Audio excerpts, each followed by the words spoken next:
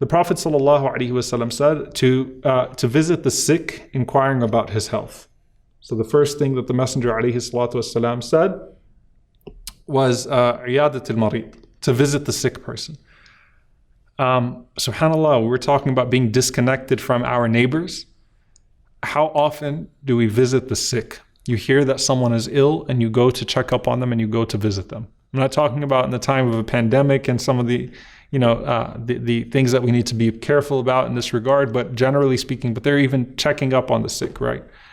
SubhanAllah, you'll find people that do many ibadat, many acts of worship from the sunan, from the things that are praiseworthy from the Messenger sallallahu alaihi wasallam. You will rarely find people that visit the sick from a sense of obligation, from a sense of ibadah, from a sense of worship. It's a very rare quality to find in people. People that inquire about who the sick in their community are and that make it a point to do random visits and check-ins with people that are ill. That's a very rare quality. If anything, we have a hard time with keeping up with people that are ill sometimes in our own families, right? So, iyadat al-marid, imagine the first thing the Prophet ﷺ is mentioning. Then he said that the Prophet ﷺ taught us tiba' al-janaiz, to follow along the funerals, to follow along the janaiz. And a lot of people would say, I'll just do that if it's someone that I knew, it's a family member and things of that sort. The Prophet ﷺ is teaching us to follow along the janaiz. So just as you give a person, the way you're interacting with the sick in your society when they're alive, you're interacting with the dead and the dying in your society as well. Then the Prophet ﷺ commanded us that when we hear al-atas, when we hear the sneezer, we say yarhamukallah. Okay? So we ask Allah's mercy for the one who sneezes. So that's one thing. Then the Prophet ﷺ mentioned radd as-salam, to respond to the greeting of salam. And of course, one of the signs of the Day of Judgment that the Prophet ﷺ mentioned was that people only say salam to those that they know. It's a very sad thing. SubhanAllah, you try to teach your kids, for example, to say salam to people, and then you're walking in the grocery store. They see someone who's visibly Muslim and they say salam alaikum, and the people ignore them. In fact, SubhanAllah, unfortunately, one of the ways in which racism shows itself in the masajid, that if we listen closely enough, that only some people say salam to each other, right? So salam becomes a form of fraternity rather than a form of greeting that the Prophet ﷺ obligated upon us as believers towards one another. And then he said, وَنَصْرُ الْمَظْلُومِ, and to support the one who is oppressed.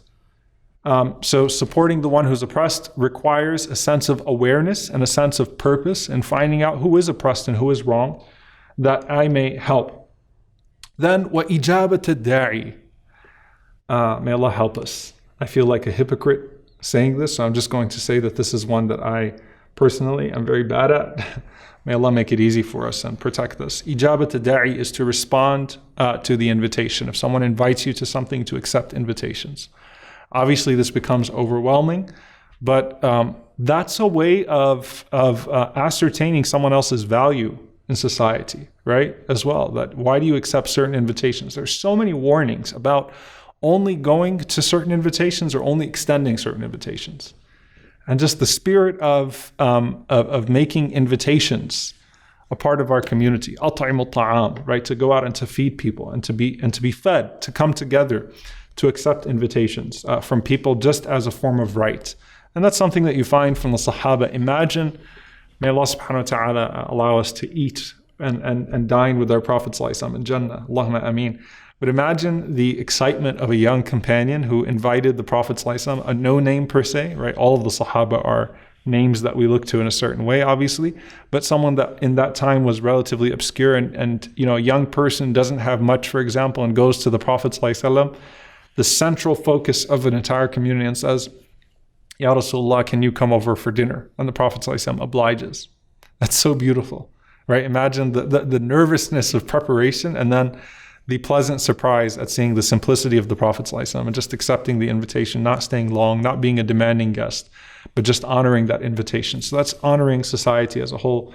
And he said, sallallahu alaihi wasallam, to help others, وَإِبْرَارَ الْمُقْسِمِ, to help others to fulfill their oaths.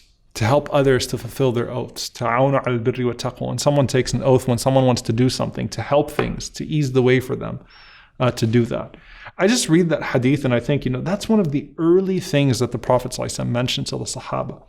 How wholesome of a presence is that in society, right? And if you think about how we can start to apply elements of this in our lives, the fulfillment that a person gains on an individual level as well from playing this type of a role in their society. There's an emotional fulfillment, there's a spiritual fulfillment, there's a mental fulfillment, there's a sense of purposefulness in all of this and being deliberate in all of this. And in being deliberate in all of these things, of course, as we said, there's a sense of happiness that is yielded to us.